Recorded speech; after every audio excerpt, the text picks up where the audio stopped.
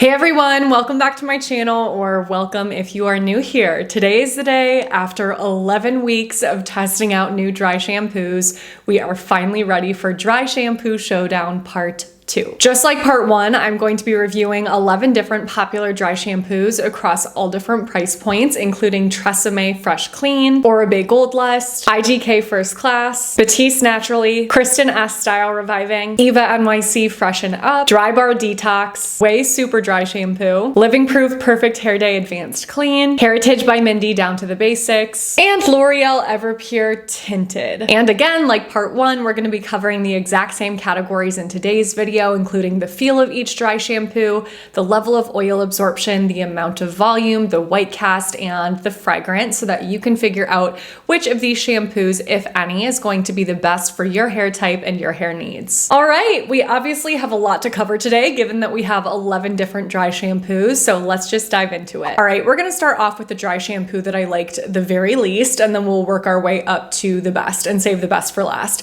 And for the sake of comparing all of these in this video so that you could really see the difference between them, I did apply all of these dry shampoos to my roots when my hair was already greasy, but I would say in general, you're going to see even better results with dry shampoo if you apply it before your hair gets that greasy. So the dry shampoo that I for sure liked the least out of all of these is the Drybar Detox Dry Shampoo. This dry shampoo is incredibly dry and powdery. It's not something that I would consider to be residue free at all, not even a little bit. It leaves quite a bit of residue in the hair. It's just one of those dry shampoos that you can really feel. So if you're looking for something weightless, right off the bat, I would say this is not going to be for you, but there are a lot of other reasons why I don't love this. The second reason being the cast. This has a very intense cast that is really, really hard to rub in. It definitely does not completely absorb and go away. And keep in mind, I am a blonde. I'm definitely a darker blonde, but my hair is not even brunette, and this looks crazy on me. Even though I feel like it doesn't look fully white, it's almost like a little bit of a yellow cast. I don't know, I just thought that was a little bit strange because I feel like I've never had a dry shampoo alter the color of my roots in that way before. And in looking at the footage of me applying this dry shampoo, I definitely did make the mistake of applying it too close to my roots. So to give this dry shampoo maybe a little bit of credit, you're definitely more likely to end up with a more intense cast if you spray dry shampoo super up close to the roots. But at the same time, I do that all the time when I'm just like not really paying attention. I've done that with so many other dry shampoos. At this point, I have easily tested over 30 dry shampoos before, and I have never had a cast look like this on my hair. I will hand it to them for oil absorption though. It definitely gets a perfect 5 out of 5 rating. It completely masks the appearance of greasy, oily roots, but I don't really know how it couldn't, because it's basically like you're spraying a layer of powder all over your roots. And I would give volume a 3.5 out of 5. I think it gives an average amount of volume. The other biggest issue that I have with this dry shampoo is the scent.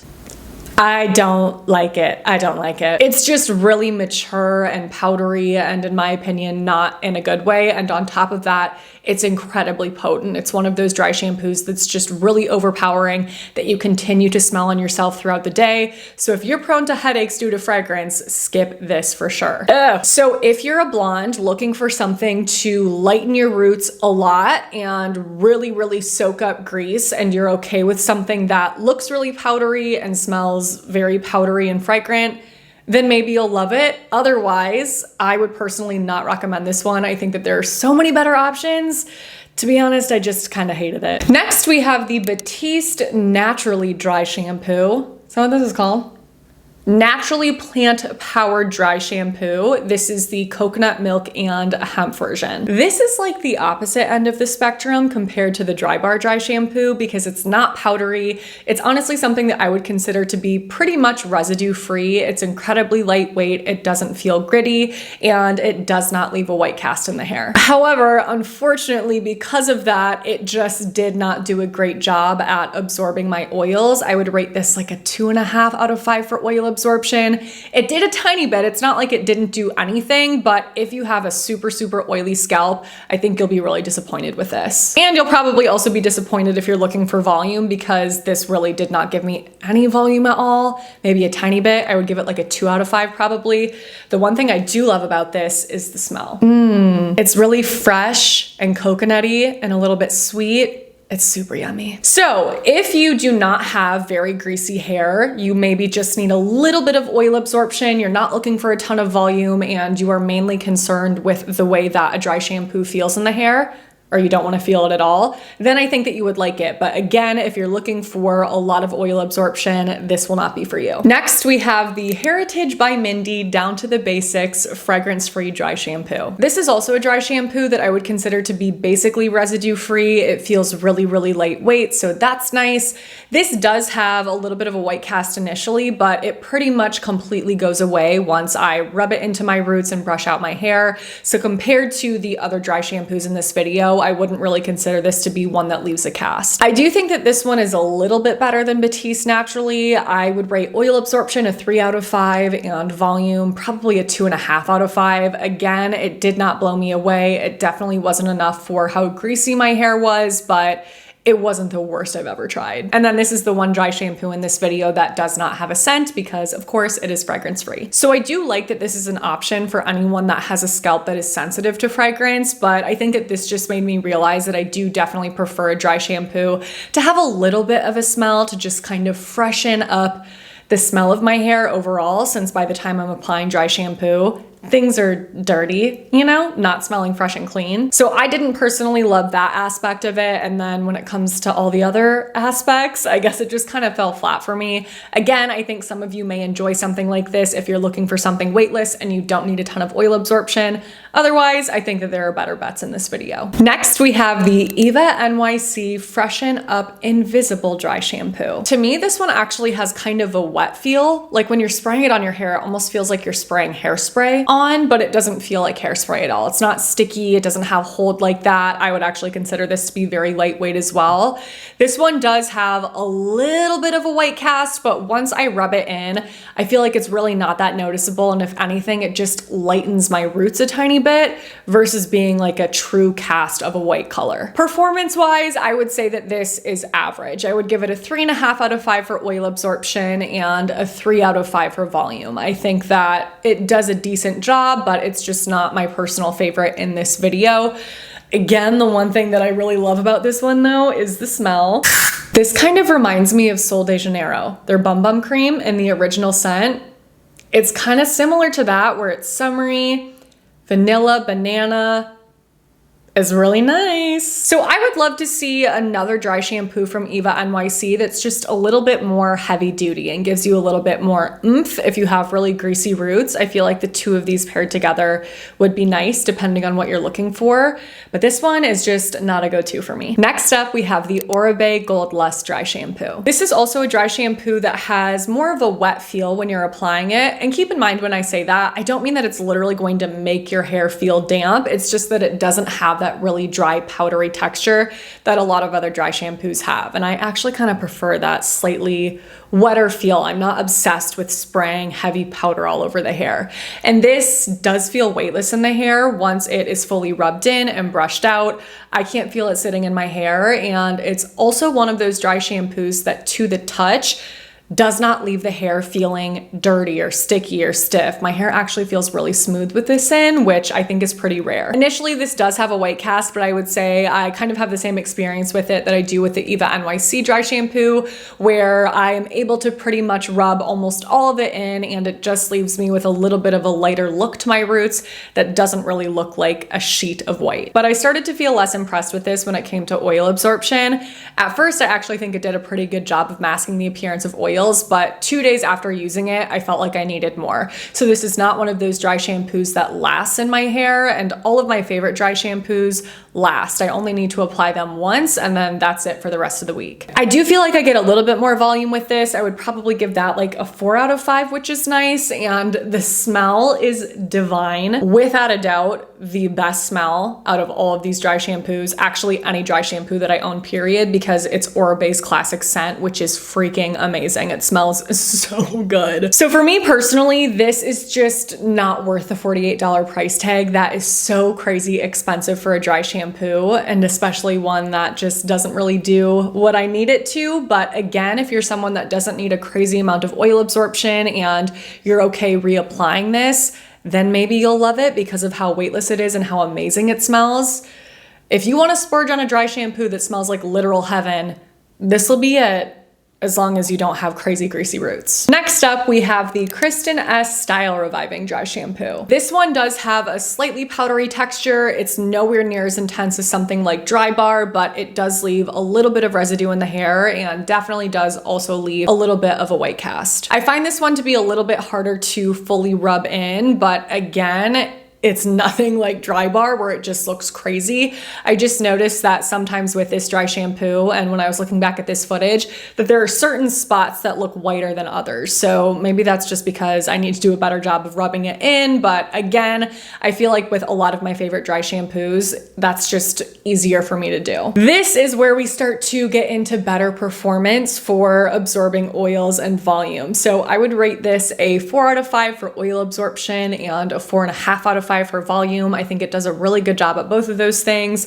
And this one also smells so good. It just smells like a nice perfume. So I went to their website to see if they had any details on it, and they do highlight the fragrance and say that there's notes of all of these amazing things like sandalwood, pear, magnolia, amber.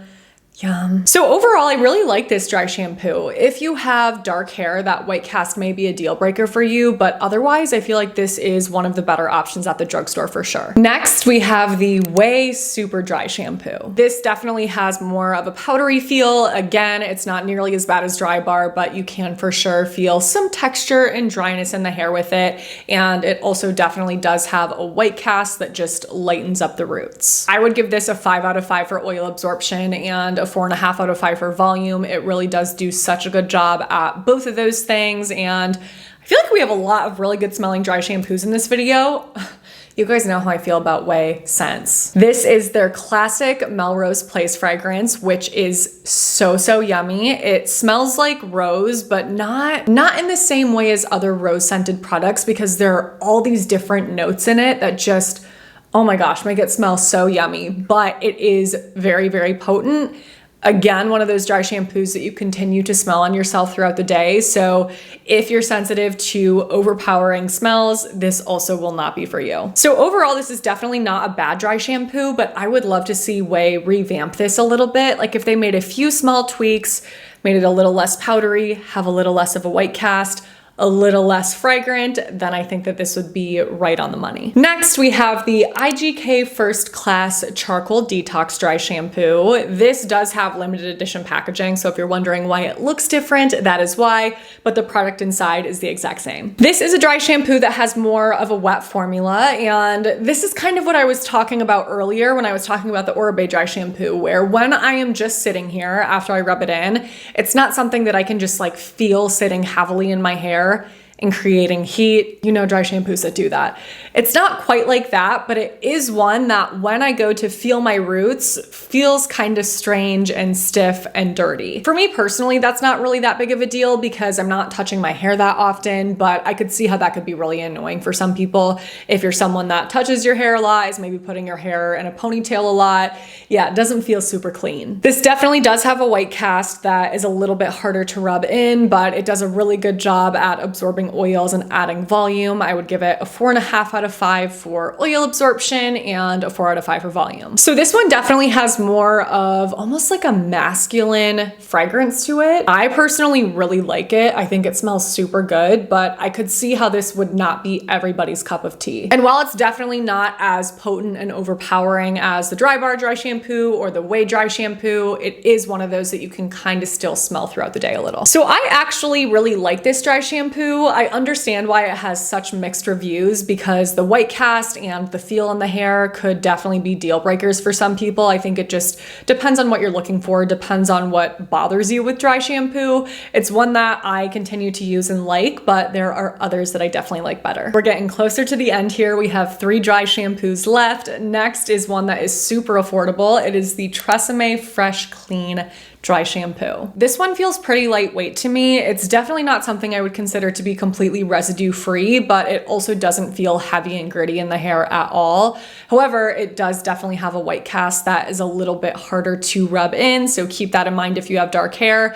A little hack that can be helpful for getting rid of a white cast is to actually blow dry your roots after you apply it. But again, for the sake of keeping this comparison fair, I wanted to see what all of these looked like without doing that in case, you know, some of you don't want to blow dry after applying dry shampoo. I would give oil absorption a 4.5 out of 5 and volume a 5 out of 5. This gives amazing volume. I love that about it.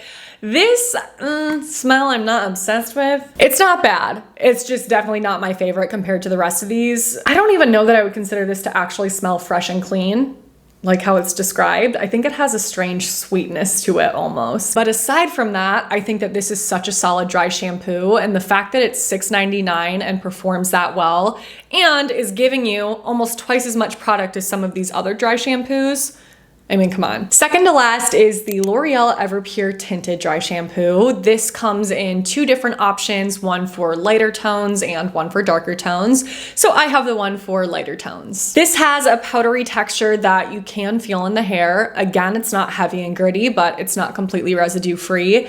And I would just say be careful because of the tint of it. I don't know, there's something about that mixed with the powdery texture that makes it a little bit messy if you get it on your hands. Like if you're rubbing dry shampoo into your hair, wash your hands after, because I made the mistake of rubbing my hands on my pants and my pants looked crazy, really powdery. So this does have a cast, but because it's tinted, it's not a white cast. This is something for me that just really lightens the look of my roots in a more natural way. Once it's fully rubbed in and absorbed, I feel like it just does a good job at balancing the color of my roots with the rest of my hair, which is really helpful because I don't know if you guys have noticed this, but when your hair is extra dirty, it definitely looks darker in color. So again, it kind of just helps to even that out and balance that out a bit more. I would give this a 4.5 out of 5 for oil absorption. I think it does a really good job. Not as impressive in terms of volume. I'd probably give it like a 3.5 out of 5. Gets an average rating for me there. And the smell of this is also something that's kind of hard for me to describe. It's kind of like bright and fruity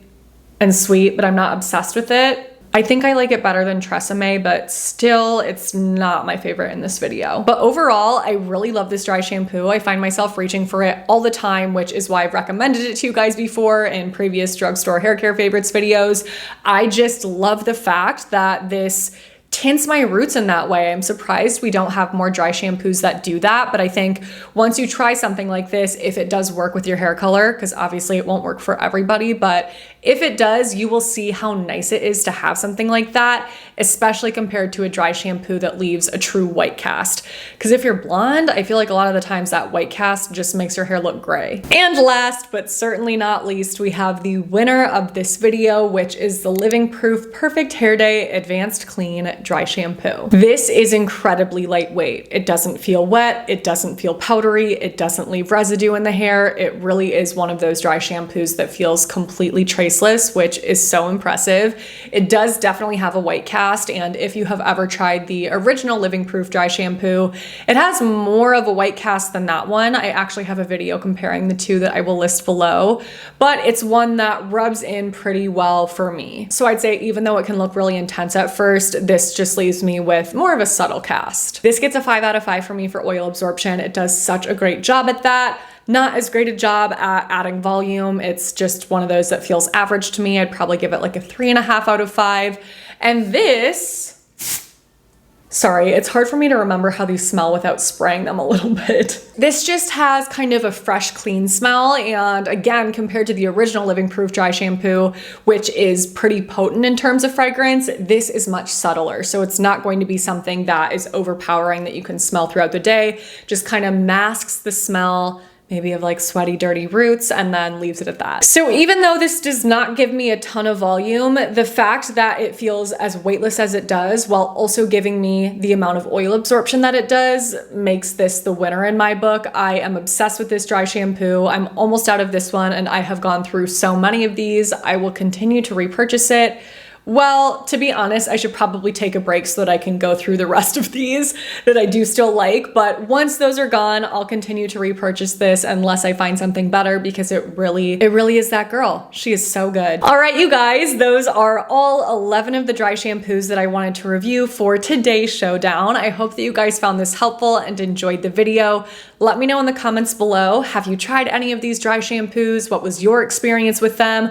Are you interested in testing any out after watching this video? If so, as always, all of them will be listed and linked in order of mention in my description box below. And if you did enjoy the video, please don't forget to give it a thumbs up, subscribe to my channel if you haven't already, click on that notification bell, and send my channel to a friend. Thank you so much for doing those things. It really helps to support me, and your support means the world. Thank you guys for watching. I love you so much. Make sure to stay tuned for my next video because that will be up in a few days. But until then, I hope you have a great few days.